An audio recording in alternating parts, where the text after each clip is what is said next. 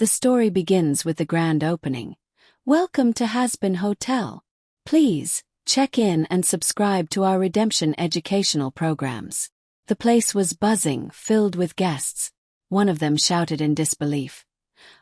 I can't believe we have so many guests after kicking the angels' asses. Another smirked, replying with pride. What can I say, my dear? You're welcome. But not everyone agreed. Says the one who did not defeat Adam, and hightailed it during the battle. The tension rose until a voice, pleading and tired, broke in. Come on, Dad, don't squabble again, please. Soon an announcement echoed. Dear guests, your room will be ready soon. Meanwhile, let yourself be served at the bar. At the bar, a couple approached cheerfully. Hello. 2 Bloody Mary, please. With a lot of Mary's blood. Tiwi. Laugh followed. Aha! How funny is my newlywed wife. We're on honeymoon. The wife giggled. Hun, stop it, you flatterer. We'd like to move to heaven. Angels' wings are so yummy. Then came their story, how they fell in love. You know, we fell in love right in front of this hotel during the fight. We were eating the same carcass. And we went head over heels. Cutie Caffey. A grunt echoed back. Oh, she was so beautiful while she was deboning that shin bone. But while love blossomed, the bartender had his own struggles. He sighed. And here's my regular pain-in-the-ass customer. At least he'll break this damn monotony. The customer arrived late. You're later than usual. Oh.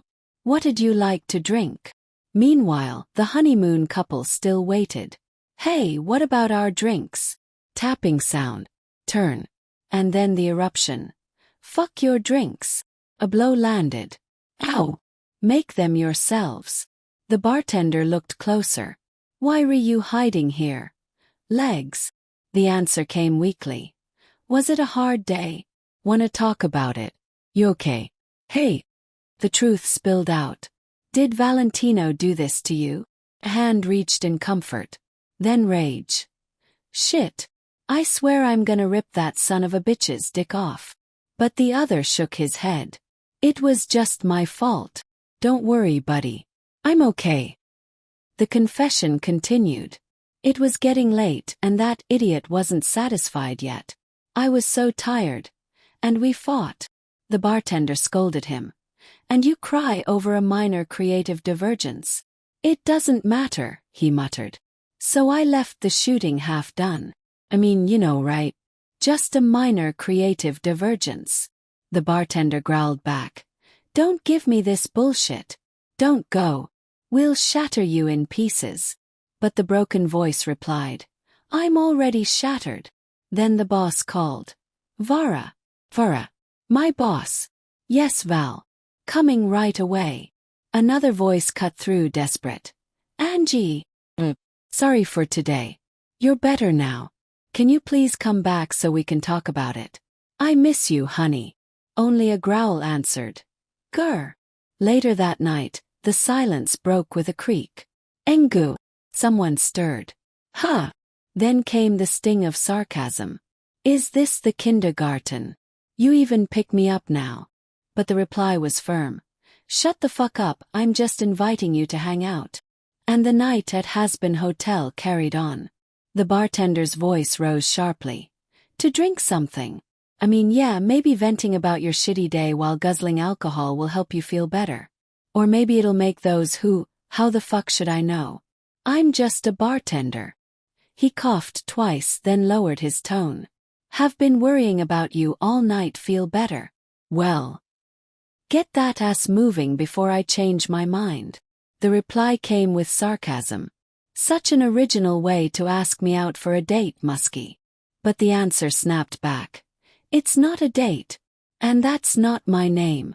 Where are you taking me to, nasty kitten? The frustration boiled. I'll take you to fuck you town, if you don't quit being a jerk. Then almost tender. Well, I'm glad that the bruises healed fast. A smirk followed. HEW, the power of makeup. The questions began again. How many more drinks will you take before you tell me what happened? But the deflection stayed strong. There's nothing to tell, bud. It's always the same story. The voice grew heavy with confession. I always tell myself, this is the last time. This time I'll seriously fuck him up and leave, but for some reason I end up coming back to him. I don't know who I am anymore, and I'm afraid to fight back because I might lose everything. It's not just the contract, I don't simply feel bound in the work. I feel bound to him, dependent on him, vulnerable. And be left alone. The bartender leaned in firm. You're not alone. You have your friends. Charlie Vaggy. Nifty.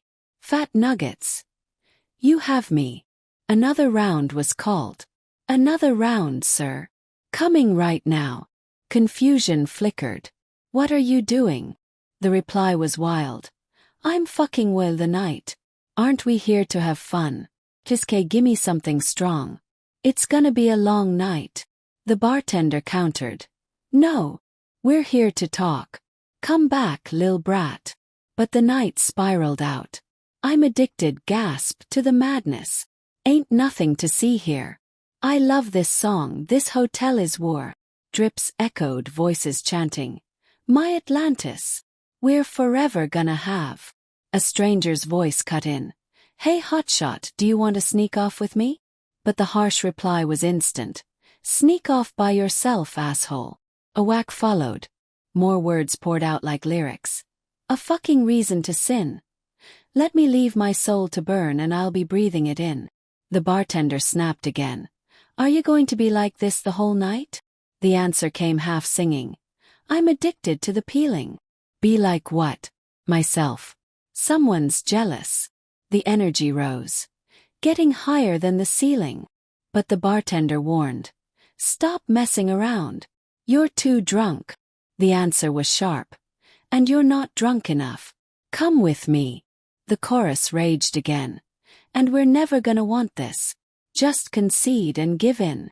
The bartender kept pushing. Stop messing around. You're too drunk. Come on, husky.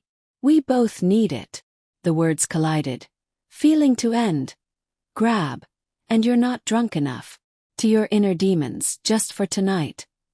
Let's indulge in being losers together. Again, come with me. And so, in Hazbin Hotel, another night spiraled into chaos, madness, and desperate confessions under the weight of neon lights and heavy hearts. Glasses clinked. Glug glug. Another gulp and then more. Clink. Glug glug. The drunken voices rose. How baby. This is what life's all about. One of them burbled, barely holding their glass. Another laughed bitterly. I can't fucking feel my scales anymore. The reply was sharp. Maybe because you don't have scales? And instantly came the curse. Fuck you. The laughter got louder. Look how adorable my kitty looks after downing a whole distillery. But the response was slurred, confused. Wah, dunno. Who gives a fuck? Boo, oozy. The drunken chorus carried on. Glug purer, someone suddenly shouted. Where is that fucking shitty cat? By the way, who stayed to cover for you at the bar while you're away? The mood twisted again. You must be really drunk as a skunk to answer like that. A barked reply came fast. Shut up. Your face is drunk. Then softer, almost thoughtful. Anyway, I dunno. I don't think booze has anything to do with it. Maybe. I'm just at peace with myself. In the right place. With the right company. And then a pause. Finally, a new side of me. Music drifted in. Speaking of favorite songs. I've heard this one before. Turned a new leaf. The surprise was real. HEW. Oh. I didn't think you were so romantic to talk like that about your past. But the answer was distant. I have scattered memories of my earthly life, but I don't know why this song is very familiar to me. Another confession followed. We've known each other for more than a year now. But there's still so much you don't know about me. And that I may not even know about myself. The other tilted their head. Hey, where are you going? Are we leaving so soon? Step a tap. You already want to go back to the bar. Are you afraid that Alastair will scold you? But the voice broke into something softer. I now see life's a beautiful dream. Come on. You're such a killjoy. Is this song upsetting you? We can ask the DJ to change. The answer came instead with poetry. Huh? Gives me strength, gives me ease. All in a year of disease, I have thrived. A whisper followed. Lucky me. Shall we dance? The music softened. The silence that we share. My heart was ill-prepared. Oversimplified. And then it reached a crescendo. When it was do or die. The moment lingered fragile before a whisper. Kiss me, hold me, that feeling is body. And in the haze of drink, song and unspoken confessions, the night carried on in Hazbin Hotel. The music softened and the words hung in the air. Nobody's loved me like you. The rhythm carried on. Life moves too fast to get stuck in the past. And then with weight. But I do. Soft thump echoed. Suddenly, a loud voice cut through the moment. Hey lovebirds. Get a fucking room. A whistle blew, fweet, followed by jeers. Yay? Can I join? Get it on. Make out. Don't stop. Stick your tongue down his throat, dude. The crowd roared with laughter. Look at them, how adorable. Can't believe I didn't want to come here today. Blow our minds.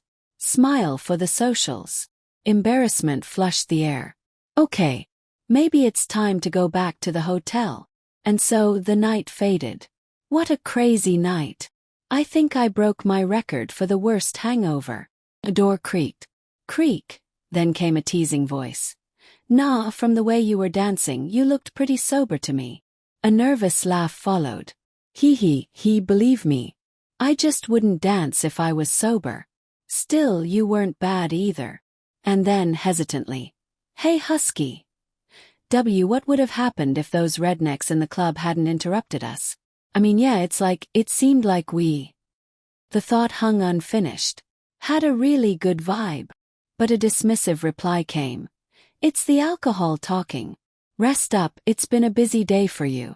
We'll talk about it tomorrow. Don't overthink it. Night. Steps echoed. Tap. Then, another voice intruded, dripping venom. How fucking sweet. Glass clanked. Val, what? What am I doing here? A cruel laugh answered. Oh no, the little slut is in love. I'm reminding you where you belong. Elsewhere, someone mused. Hey, the duck pool is the perfect place to drown your love sorrows, but it's not a place to escape from them. Attraction, crush, friends with benefits. Whatever it is, hiding here won't change a thing. Another voice added. Listen. There's something special going on.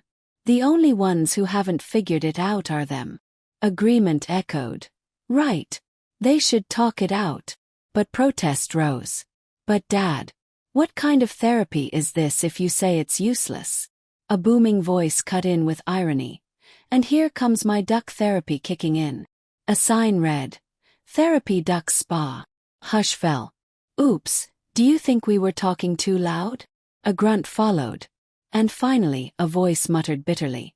And here I was just trying to get over my hangover and be alone. The tension flared immediately. Well, my friend, you should have thought twice before going viral in hell with this video. But another voice cut in, calm yet sharp. But it is my business. 666K. With all due respect, the reply was fiery. Your Majesty, mind your own fucking business. You're a resident of hell, and I'm the king. I have to make sure my people are happy. A warning followed. Dad, what? Can't you see he is still in a hangover? Leave him alone. A roar erupted. Grar. What's the point of having a bathtub of ducks if I can't help sinners open up? Patience tempered the scene. We'll do it, Dad. Just, in his own time. Let him rest. He surely had a wild night that must have left both him and Angel telling. Suddenly, a voice called out in alarm. Anthony! Huff! Wow, this must be one of those epic benders with hallucinations included. A question surfaced, teasing.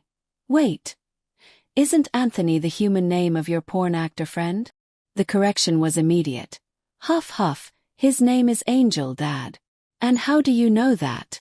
A louder proclamation shook the room. Hello? I'm the king of hell. I know everything. And I meddle in everything. The real question is, how does Mr. Furball with wings know this if he's clearly dead after him? Turuoa Laster. Or it's because he was an overlord once. Shock and disbelief overtook everyone. Holy fucking shit. I can't believe it. How? When? Does he know that you know? You were friends. Inseparable drunkards. Lovers. You two knew each other before you died. You acted coy even when you were alive, or were you getting it on with him? Ouf. I'm leaving. A door slammed. Nap. Blup. The atmosphere softened but remained heavy. Such a touchy person. I just asked a question. Okay, maybe two. Okay, maybe more than two. I'd never seen him like that before. Oh gosh, he was so upset when he screamed his name. A question lingered. Are you saying we need more rubber ducks? But the realization hit harder. I feel that under that tough exterior, he's got some serious pain going on. Who knows? Maybe. There's a reason why he never said it. Reflection came quietly. We'll talk about it tomorrow. Duck therapy. Over the past year, all I've done is string you along and then push you away. What a shitty answer. The memory replayed. You asked me what would have happened if we hadn't been interrupted at the club. Put off. Always put off. I reacted badly. But simply because in my heart I knew what would have happened. Long pause. Because we had already lived that night. We were drunk. We were vulnerable. The memories unfolded like a bittersweet dream. We were happy. A sudden slam punctuated the recollection. We didn't give a fuck about what people thought of us. We were screwed up and it was fucking perfect like that. Our life was already a hell back then. Kicks echoed in the narrative. Slaves to the underworld, to addiction, to money. Because we completed each other. We wanted to change our destiny together. And all that I wanted, and all that made me feel alive, was to redeem ourselves from this shitty life together. A tender moment lingered. What I was seeing was your beautiful face in the morning, and hearing you say, Ti amo. A quiet explanation followed. You were everything to me. I had to be your guardian angel. Although I wasn't able to protect you, I said I lost the ability to love years ago. But I failed. Anthony D'Amico. IP 917 to 1947. But actually, I only lost the courage. Even so, a voice confessed softly. I owe you the truth. Suddenly, chaos intruded. Husky. Finally. Where were you? Nifty as KO and drunk at the bar. Another voice barked. I just got here. What noise are you talking about? Since you're here, would you go take a look? Anyway, were you the one making all that noise? You woke me up. The tension rose. I heard strange noises in Angel's room. If that reckless idiot brought some customer into the hotel, I'll kill him. Did you take me for a fucking inspector? A desperate call followed. Oh shit. Come on, Husk, aren't you here for him anyway? I'm going to Charlie. Fat nuggets. See you tomorrow. Steps were heard outside. What are you doing outside Leg's room? Creak. Angel. Panic struck. Oh, holy shake please. He's still here. On the ceiling. Stay away from me. Go away. Legs, what happened? Valentino was here. Did we follow you? Did we enter through the balcony? A teasing voice floated down. Hello. What a delightful twist. Don't you think? Crosh. You wanna know how I entered? Well, let's see. I have wings, I'm Angie's boss, and basically, I go wherever the fuck I want. The confrontation escalated. You're coming late. I'm sorry to screw up your heroic intentions tonight, but Angel is leaving with me. What did you do to him? You know better than me what happened today. I had to punish this pretty little traitor's body that belongs to me. Anger roared. You think so? The contract speaks clearly. Angel is not your property. Grar. His soul and body are mine. And in that tense silence, one voice finally declared, "He's not yours." The tension erupted once more. "Hold back your anger, former overlord. It's just business." Confusion and fury collided. "Blow what? Husk, what the fuck is he talking about? Unless you're trying to snatch his soul again like in the days when you trafficked them and sold them to the highest bidder." A mocking laugh pierced the air. "Husk? Seriously? Nah. Cough. Your little pseudo-boyfriend doesn't even know your real name." Cough. Shock and disbelief followed. "Pathetic. I don't understand." "Fuck you. What's there to understand, baby?" Cough cough. A dark revelation emerged. "When your crush was being a bad guy in the upper echelons, we used to play the souls of hell at poker and then trade them as stickers with the overlords. But where were we, you naughty boy? That you're in deep shit, you nasty slut. I have traded and obtained many juicy souls thanks to B. But you know which one we yearned for the most. Or yes, you're only mine. I'm going to make you choke on so many cocks that you'll be left voiceless." Pain and protest echoed. "Vival, you're hurting me." Chaos and rage dominated. "Ouf, shit, son of a bitch. Do you have any idea how much they were worth? I can always regenerate. You even mutilated me, huh? You fucking psycho parasite. But these glasses were a limited edition. I'll never find them again. You're dead, you piece of shit." A voice tried to reason. Whiskers. "Please, I'm fine. Why, you shouldn't provoke Val. He's got weapons and he's an unpredictable asshole. We could hurt everyone here in the hotel. Let me talk to him, let me take him far from here." The response was firm. "No. He would manipulate you, he's violent. He abuses his power. He abuses you. I won't stand by and watch any longer. I don't give a shit about your contract with him. It's just scrap paper." Amid the chaos, a warning came. "Okay, Angel, hijo de puta. Enough. If you really have to have sex in this hotel, at least do it quietly.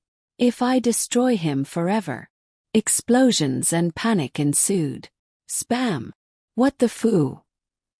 Pretend like I'm not here. What are you doing here? I come amorcito, let's go back to the tower. Don't touch new. Whoosh.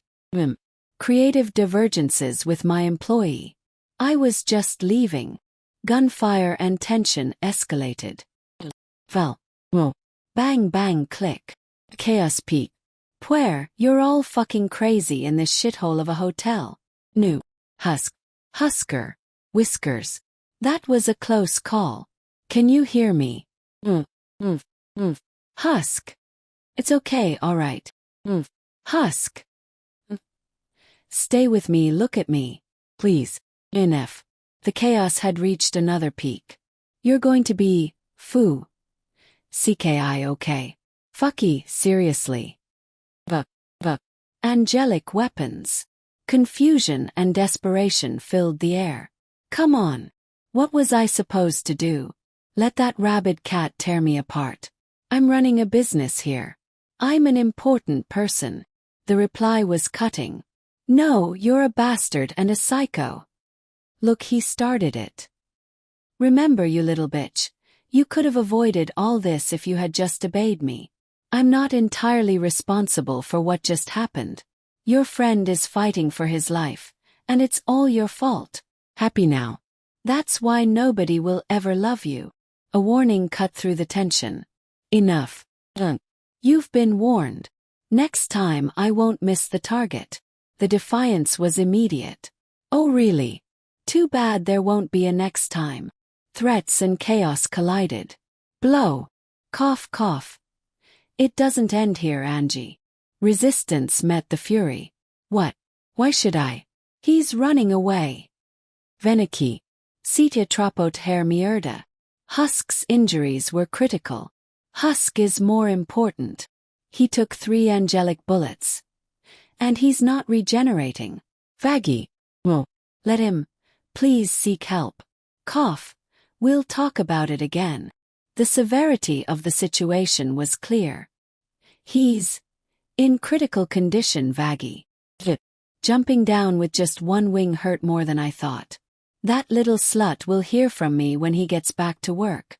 Howdy, did we get lost by any chance? The tension shifted as a new presence arrived. Also, because I don't think an insect of your caliber is here for redemption. Nevertheless, I'm glad you stopped by to say hello.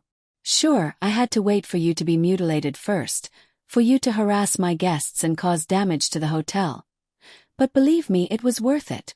Sure, as if you really cared about these sinners. Move aside. I don't wish to talk to you. I'm not the one who gets turned on with these power games. Oh, there's no need, Vox will hear about this anyway. Go play the tough guy with Vox. A quiet menace followed. Because you'll tell him yourself. And he'll think twice before allowing you to invade the territory of the one who really rules this hell. The dizziness and fear were overwhelming. Hown, everything is spinning. I need to puk. Relief arrived just in time. Nifty. Just in time. Come here, please. 0000. A piece of bad boy for my collection. The injury was grave. Yes, Husk is hurt. He was shot with an angelic weapon.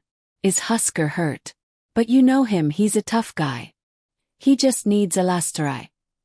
We're surely here in the hotel. We can heal his wounds. Can you do this for us? Service and loyalty were immediate. At your service, Angel. Husk. Damn it, it's all my fault, fuck. Apologies and regret filled the room. Look, I wanted to apologize to you. You don't have to. I'm the one who should apologize. You were shot because of me. You know, you adorable and stupid jerk, it's not your fault. I'm sorry that I couldn't prevent you from dying so prematurely. I'm sorry for making you believe I had abandoned you. I'm not talking about today. I'm sorry for hurting you, thinking it was for your own good. The weight of guilt was heavy. What? Forgive me if because of me you now fear trusting others. Loving and being loved. And loving yourself. I'm sorry. For giving you this sense of loneliness and abandonment. Even down here. The weight of the past bore heavily on him. You've suffered a lot because of the repercussions of your past, and I know how much you want to redeem yourself and change your fate now that you're here. He coughed, struggling to keep the words flowing. That's why I didn't want to tell you anything. I would have ruined it all again. Stop, don't talk anymore. Save your energy or you'll get worse. You know, I kept that promise. He spoke of journeys across the world. Huh. I traveled the world, just like you wanted to do before you died. Whenever I returned, I always brought you a postcard, fooling myself into thinking it was like you were traveling with me. I visited the biggest cities in the States, went to Latin America, to Asia, I saw the main cities in Europe. I also went to Italy and, you were right. Eating there is a whole different experience. Husk's words met disbelief. Husk, what the fuck are you saying? You're definitely delirious. He recounted decades of searching. I was searching for my place in the world. For 30 years. I lived like this. Even though my whole world had already been gone for 30 years. The sorrow deepened. I wanted to protect your soul. I failed so many times that I was afraid to see you and be rejected. But when I arrived here, it was already too late. So forgive me for deceiving you. And perhaps disappointing you by hiding who I really was for a year. If for all this time since when you died in my arms I never managed. Sorry, Anthony. So I let time erase you from my memories. Until I ended up in this hotel with you. Ironic, huh? To forget you. Relief arrived at last. Ah, it's about time you showed up. Damn it, you better hope it's not too late for him. No. Is it too late for him? No, my dear. This is just the right time. The tension in the hotel was palpable. Slam. Vox. Velvet, no one taught you that you should knock. I'm quite busy. There's something you really should wear. It's definitely urgent. Spying on people's fucking business. A podcast broadcast explained the chaos. A podcast went out from the radio tower just now that you should listen to. Literally, you spy on them fucking too. What do you want? I don't have a radio, so I recorded it with my phone. Resistance and irritation clashed. Hannah, are you in the mood for bullshit, Velvet? You think I'm going to listen to that old-fashioned fossil shit show? You don't need to listen to him, just this. Help me. Vivel. The flashback to November 1945 in Los Angeles painted vivid scenes. Los Angeles. November 1945. Barties. Henrik. Geiler. How? In Chicago you were quite popular in our circles. The gambling demon, also called the Wizard, who goes around clubs in every city and leaves millionaires high and dry. Anger and disbelief followed. Such a bastard. First of all, rumor also has it that you have Russian origins. What are you doing in our country? Secondly, I won, again. Spying. Oh come on. I'm from Las Vegas, I was born in this country. And I have the same rights as you assholes. Ridiculous. I was sure to win. He's the Wizard, Giuseppe. And you're crap. Shut up in Sicilian dialect, Stati muto, Vincenzo. Whose fucking side are you on? Challenge arose. Impressive, young man. Do you mind if I ask for a rematch? Woo. But I'll deal the cards this time. If you want me to leave Los Angeles filthy rich. We now welcome our jewel in the crown. The star of our club. Blap. Angelica. A new chapter unfolded. Finally, turned a new leaf, a new side of me, underneath my tree. He reflected on life with clarity. I now see life's a beautiful dream. Gives me strength. It gives me ease. All in a year of disease. And in that moment, admiration was impossible to contain. She's breathtakingly beautiful, isn't she? Lucky me, I have thrived. The tension was palpable at the card table. Questions erupted in disbelief. Hey, wasn't that card still in the deck? Is that a joker? Yeah, and the other one is a duplicate ace of diamonds, because I have the same ace too. A tap of the card startled everyone. Are you fucking kidding us? Chaos quickly followed. There's a reasonable explanation for all this. Relax, gentlemen. Actually no. There's not. Bye. Voices shouted in panic. This son of a bitch is stealing our money. Sicilian curses filled the air. Come Giuseppe. Let's get him. Push me pull. Fucking scammer. Right my wizard, my ass story. Later that day the club had emptied. The echoes of a frantic chase lingered. The club is closed. Everyone's gone. No sign of Skylar. Find him. But don't kill him. Not yet. Not yet, boss. But he must still be here. Maybe we used magic to disappear. Come on, Vincenzo. Wocaca tu e la magia. Another Sicilian curse cut through the tension. Trapped and desperate. He realized his options. Grunt. Damn. I'm cornered. The mafia guys have blocked all the exits. All because of that beautiful woman. But clever thinking offered hope. Got it. I can reach the rear through the basement of the stage and hide in some warehouse until they give up. I just need to be patient. It can't get any worse than this anyway. Unexpected surprises appeared. Lock. Phew splat. Why you're a guy. Honey, for you I can be anything you want. A proposition was made with confidence. Follow me.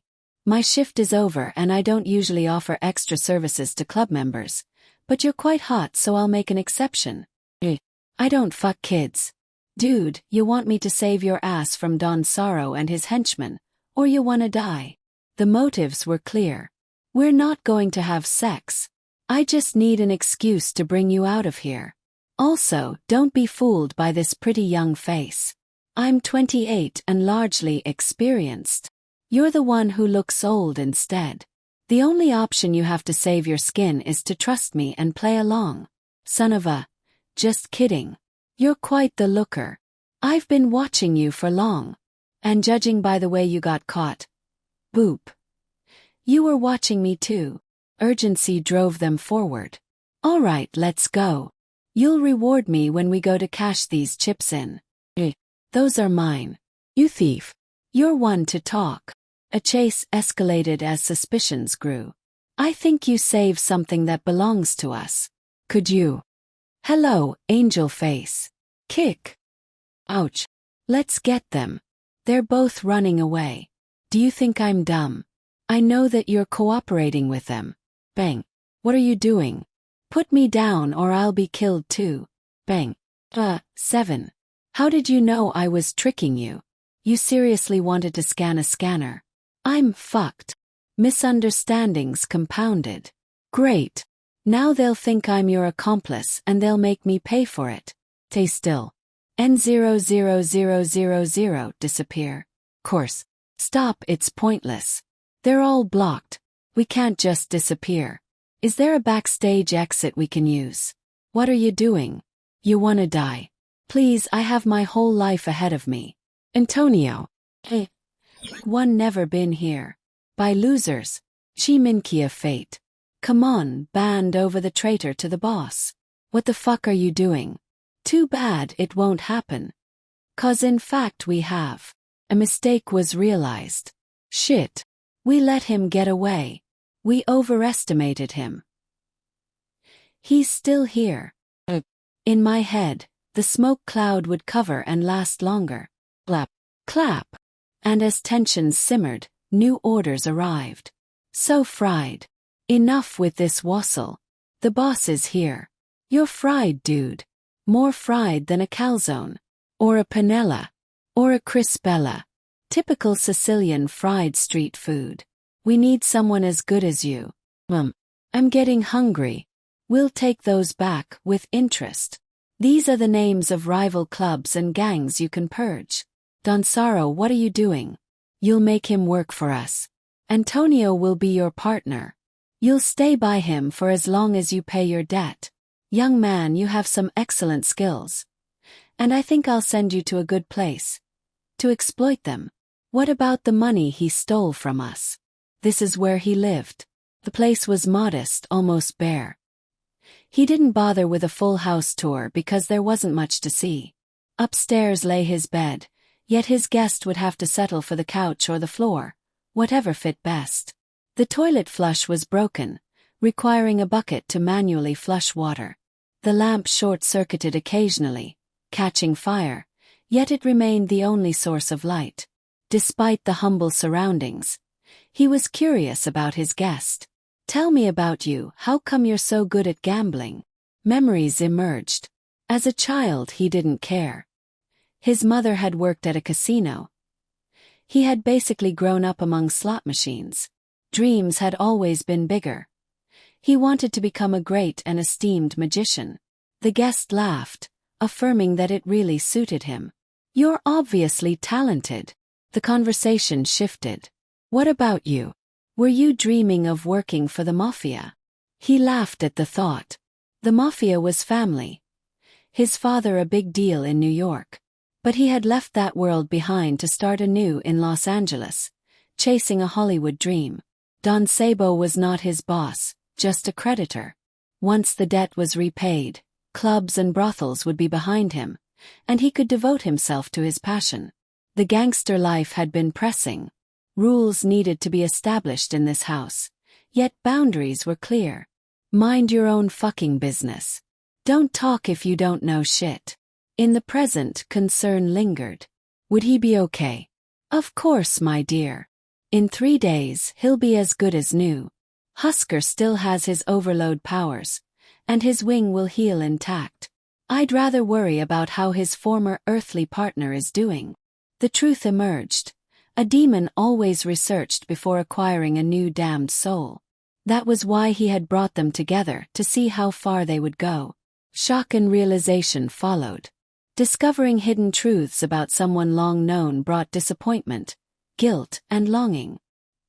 He remembered anger, then fading memory, then a desire to be loved again. Confusion and heartbreak blended as he faced the revelation. They had always been the same person.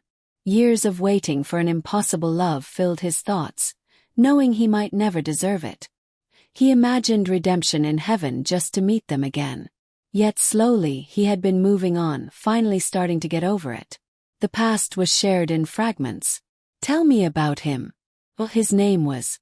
I really don't know how to feel what to feel. Henrik. Skylar.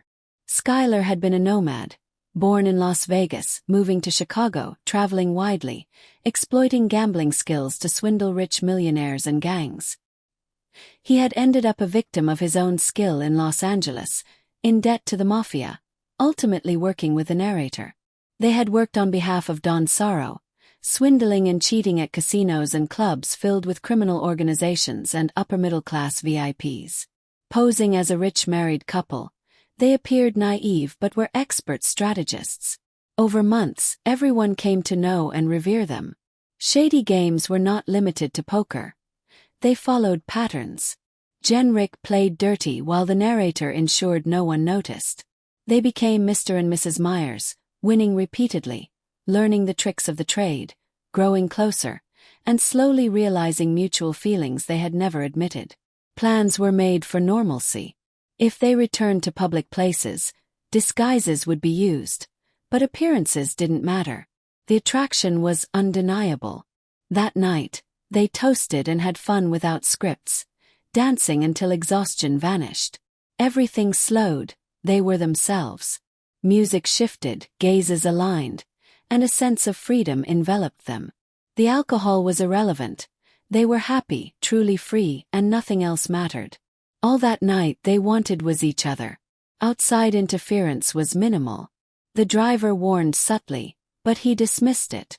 No drugs, no vices, just the intoxicating presence of the one he loved. That night, nothing else could surpass the high of being together. That evening, Anthony was already leaving. The drinks they shared hadn't changed anything between them. He was used to departures like this. A fleeting worry arose. Did we screw up? Let's pretend that. But Anthony shook off any regret. He didn't regret a thing. I like you. I really do, okay? I'm not going anywhere. And I would screw up like this again and again. And so it went, they did it again and again. August 1946 arrived. Small quarrels and teasing filled the morning. Names were called, minor fights broke out, but laughter always followed. Morning brought arguments over beauty, habits, and playful insults. Anthony had an audition at Tennille that day. An excitement mixed with tension. Every interaction was charged. Flirtation, concern, and the weight of their debts all intertwined. The looming presence of Don Sano reminded them that freedom had a cost. Anthony faced hard truths. Things between them shouldn't affect his future, yet the chance to escape their dangerous world was fragile. He urged Anthony to focus on auditions, promising support through the money he'd earn working for Don Sano. But Anthony was firm. He wouldn't be financially dependent. The illusion of choice was all the mafia allowed. The struggle between personal freedom and external control grew tense. Arguments flared, tears were shed, and emotions boiled over. Mornings were harsh. Anthony was beaten, insulted, humiliated for daring to love openly, to shed a false mask. Even his father had agreed the punishment was justified. He felt stabbed in the back, trapped by cruel circumstances. Yet amidst despair, tiny sparks of hope flickered. He brought something small to cheer his partner, trying to ease the pain. Auditions could go wrong, and danger was always near. Anthony found himself on the couch, battered and confused. The mafia's reach was total. Secrets were spilled, and Vincenzo had been forced to enforce control. Warnings were clear. Stay in your place or face consequences. He cleaned himself as best he could, washing off the physical and emotional stains of abuse, though some marks lingered despite countless attempts. And yet, amidst the chaos, defiance grew. You and me. Fuck the mafia, let's run away. Fuck your father, fuck the academy. Achieve your dream elsewhere. The resolve was fierce. Hollywood awaited, and life was too short to let it slip by. Anthony's companion refused to watch his dreams dissolve, refusing to sink alone. Why? Why are you doing all this for me? Then I'll sink with you. Why, you ask? The night closed with a mixture of fear, hope, and unwavering determination. Despite the mafia, the debts, the dangers, and the pressures, they both chose each other, ready to fight for freedom, love, and dreams that no one could take away. Renbik took me upstairs, near the corner of the attic. Genrik never expressed his feelings with words, but always through actions. That night, he gathered a candle, 2 glasses, some sheets of paper, and scissors. He looked incredibly excited, almost childlike, yet I loved him all the more for that. A burning candle, he asked. What do you see? What can you create with imagination and light? Snip, snip. The candlelight became a source of wonder. He told me this one was special, that it could grant wishes. A chill ran down my spine as he promised. Any wish I made, he would ensure it came true. The room suddenly transformed into a starry sky, carrying memories of distant promises and distant dreams. As a child, he had played the same light show. In Las Vegas, fragile and sickly, he had asked the stars to make him one of them, to perform and be admired one day. Visiting Las Vegas with his family for business, he was scared of the world but filled with dreams. I promised him then that he would become one, and that I would be there to admire him. Do you understand now? Yes. That same child, the one who once entertained casino guests with magic tricks, was him, Oscar the magician. The boy from Las Vegas, with a speech impediment and a missing canine tooth, was now standing before me. The coincidence of meeting in Los Angeles felt impossible. I admired him then while he performed, and I admired him still. After realizing he was that child, he became my priority. I wouldn't wait 20 more years. I wanted to keep promises, to stay by his side. Ti amo, I whispered, and he replied the same in Italian. For him, I was ready to jump off cliffs, spread my wings, and carry him to heaven. We made wishes to the stars, using the magic that had kept us together. Adventures, traveling the world, escaping the mafia, pulling off one last heist, changing identities, starting a new life together. We dreamed it all. I asked for another magic trick, and he promised anything I wanted, together, here and now. I wished him to take away the invisible marks and the weight of that terrible day. I wanted to forget the awful words spoken that morning. I feared hurting him, but I was more terrified of losing him. He reassured me, swearing I'd never be alone again, and promised he'd protect me from those who would dare touch me. That night, it was the most beautiful and heartbreaking love I had ever experienced. What we had gone through was terrible, certainly because of premature death and broken promises. The day we were supposed to start a life together, he disappeared with the money and never returned, yet he stayed by my side until the end. Even if it didn't always make sense, even if it left me feeling like an idiot, a piece of trash, I waited, hoping. And if it weren't for the incident with Val, he might never have revealed his true identity. But he did, eventually. He was afraid, yet he came forward. Forgiveness was hard, but love persisted. When he woke, we knew we had to talk, to clarify our feelings, or risk destroying the beautiful bond we had built. Open your hearts, Angel, I urged. And so, we began, honest and immediate, revealing that deep down, we were not so different from the past selves we each carried. It was crucial that no insecurities remained between us, no walls, just truth and connection. 3 days later, the world felt different, lighter.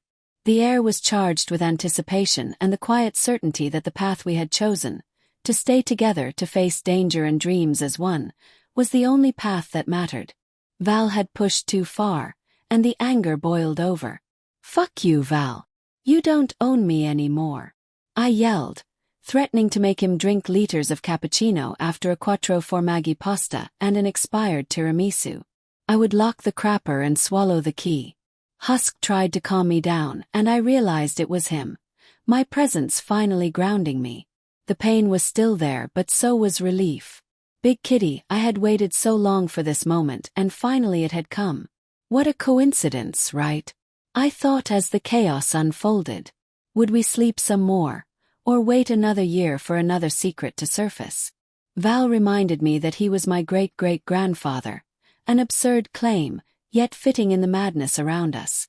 We argued, blaming each other for the near-death and betrayal, yet both knew the truth. We were already dead, figuratively, and needed no lies. Bloody hell. I just woke up, I pleaded, needing a break. I wasn't lying about the horrors I'd faced. Don Sorrow's men had been at my motel door, ready to kill me, and when I left, I had no money, no plan, only survival. Anthony, I was sorry for not reaching in time to stop them. The ambush had left me trapped, but a magician always keeps a few aces up his sleeve. I waited for the right moment to break free and attack. Don Sorrow fled, and though doomed, fate intervened. Friends I had never expected came to the rescue. Vincenzo killed Giuseppe, an unexpected turn that saved my life. We found ourselves in a remote area of Southern California, far from everything. Don Sorrow called reinforcements, but they didn't arrive in time. We retrieved a vehicle from the highway and drove back to Los Angeles to the motel where you had been waiting. Despite everything, you had been able to defend yourself. Amore, answer me. Anthony. Yet, in the end, even you couldn't escape yourself, and the memory of that day, the worst memory, haunted me. It all felt like a nightmare. Your brother's grave, the funeral, I wasn't there. Anthony Dammy, R.I.P. 1917 to 1947. None of it felt real. You weren't there when you should have been. We should have left Los Angeles together. I should have given you that ring and vowed eternal love. I should have died with you. Believe me, I wasn't the only one who felt abandoned, who lived in anguish for years, eaten up by guilt and the terror of not being happy. I was miserable. If only I hadn't waited and had left with you immediately, given you that ring earlier, maybe we would have been happy. After what happened with Don Sorrow and what they did to you, I bought a ring, a token of engagement, illegal at the time, but I had planned to give it to you as soon as we left LA. I planted a small tree in front of your tombstone and tied a winged ornament to it, reaching you in heaven. Each year as it grew, I returned to decorate the branches with photos of places I had visited, involving you as if you were there with me. It was my way of keeping promises and maintaining sanity. Every day was hard, but for 30 years, I came back to you until I realized there was no reason to torture myself anymore. It was time to reach you. Rather than fail again, be hated and rejected, first from afar as an overlord, then at the motel, I did all I could to guide you toward choices that could redeem you. Supporting, encouraging, always respecting your will and decisions, fighting alongside you, putting my love aside to avoid causing you more pain. I would never have suffered trauma if you hadn't hidden this from me. You were selfish, mean, cowardly.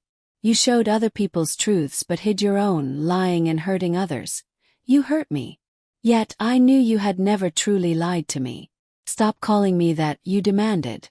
I didn't have the right. Yet despite the rage, despite the words screamed and tears shed, love persisted. I had waited far too long. I loved you. What? Well, come here. It's over now. I'm sorry, I said, finally admitting the truth. I knew it was too late. I never had the guts to tell you when I had the chance, but I loved you. Losing you that day changed something in me. I lost the ability to love, to laugh, to cry. I had always loved you, Anthony. I offered no excuses for my behavior. I had been terrible at interactions, messed up your life. That's why I felt I didn't deserve happiness, why every good thing that happened to me seemed undeserved. He admitted the truth with raw honesty. Yes, fuck. Husk, that's the problem, he confessed, his voice heavy with frustration. I don't hate you. Everything would have been easier if I had. Go ahead and hate me. That's the only feeling I can handle. And yet, here he was, the inconsistent being about to walk out the door, standing once more with the one he loved the most in the world.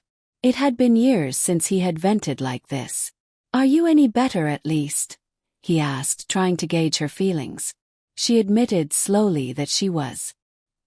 He told her she didn't have to stay if she didn't want to. He had abandoned her too, and he was furious at himself for not waiting longer. But she reassured him. She wasn't going anywhere. They recalled the magic that had kept them together, the promise of a guardian angel who would always be by their side. Somehow they fell in love again, each encounter rekindling a bond that refused to break. He reflected on his past failures, unable to grant the happiness she deserved. Young, ambitious, naive. He had made promises he couldn't keep. Yet she remained his priority. From their first meeting, through death, hell, and reunion at the hotel, he had always stayed faithful to one constant: his devotion. "I may be a shitty guardian angel," he admitted, "but I'm your shitty guardian angel. And I will be for eternity. Everything has always led me to you. The more I reject it, the more fate brings us closer together. So I don't think I want to reject it anymore." He gave her the choice, respecting her will. "Now, you can leave if you want to. I won't stop you. I'll never do anything against your will. I'll accept your choice and protect you from afar. I just wanted to get this off my chest once and for all. You're the reason I chose to live. And even to die." "Say it again, Anthony." Her hesitation only fueled his determination. "Say it to my face," he demanded. "Not behind my back." And if she didn't, he threatened with a half-joking, half-serious fury. He'd send her packing immediately if she didn't make up for all the "I love yous" that should have been said. What followed was drama, laughter, and confessions. The words tumbled out. "I love you, Angel. I love you." Over and over, each repetition a release of years of longing and fear. They paused, catching their breath, a mix of frustration and affection tangled together. "Stop. Have mercy on me," she cried, overwhelmed by the intensity, yet he reminded her. This was just the beginning. They reminisced, reconnecting through memories long missed. The longing, the dance at the club, every intimate gesture. They had missed it all. And now the reunion was complete, raw and unfiltered. "Wow, you really did it," she whispered, and he knew without question that they were ready to continue, to embrace every moment.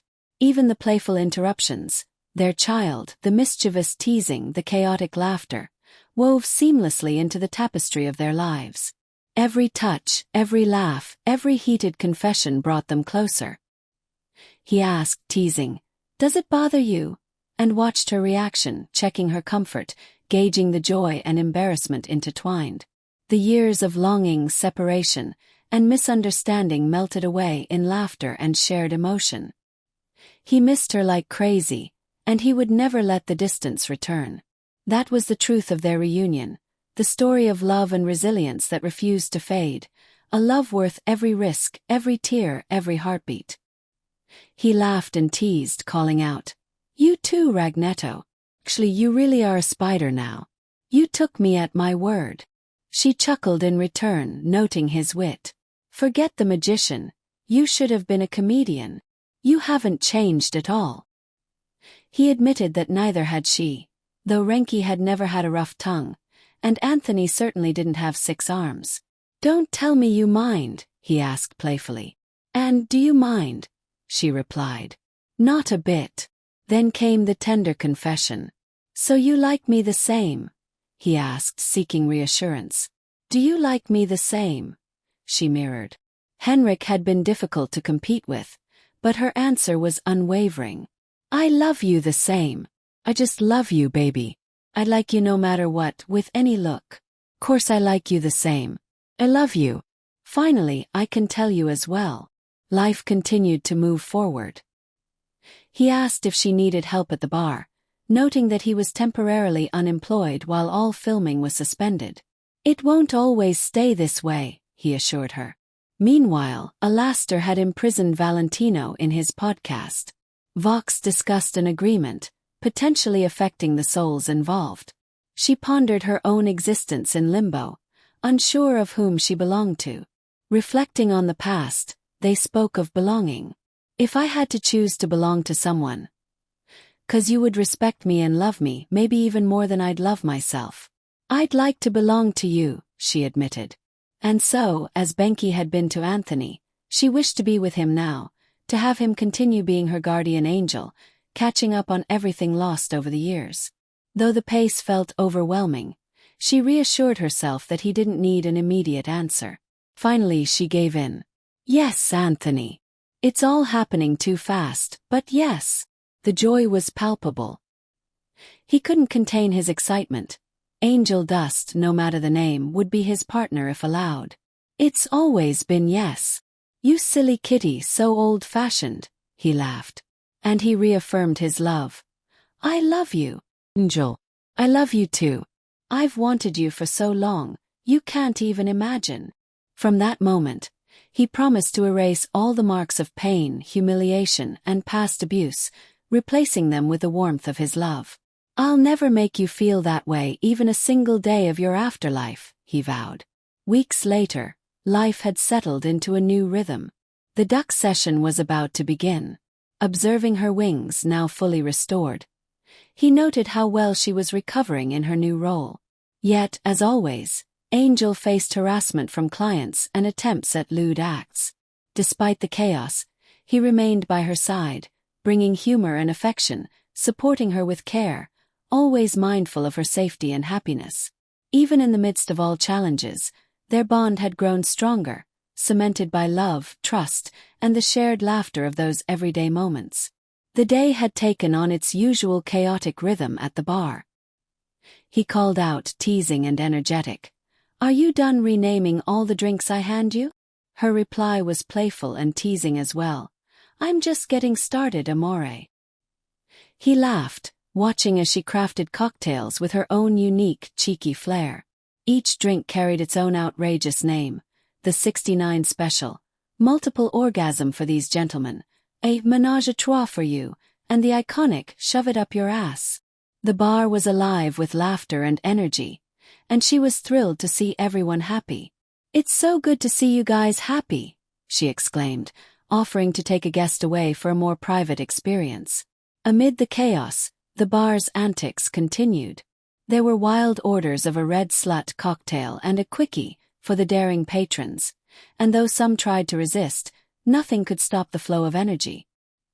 He demanded respect, asserting, Are you going to keep your word, or do I have to see your goddamn face in this hole every day? She reminded him. No one was forcing him to come all the way there, but the playful tension lingered. Despite the raucous environment, she had behaved impeccably. I aired the commercial for this hotel on every channel.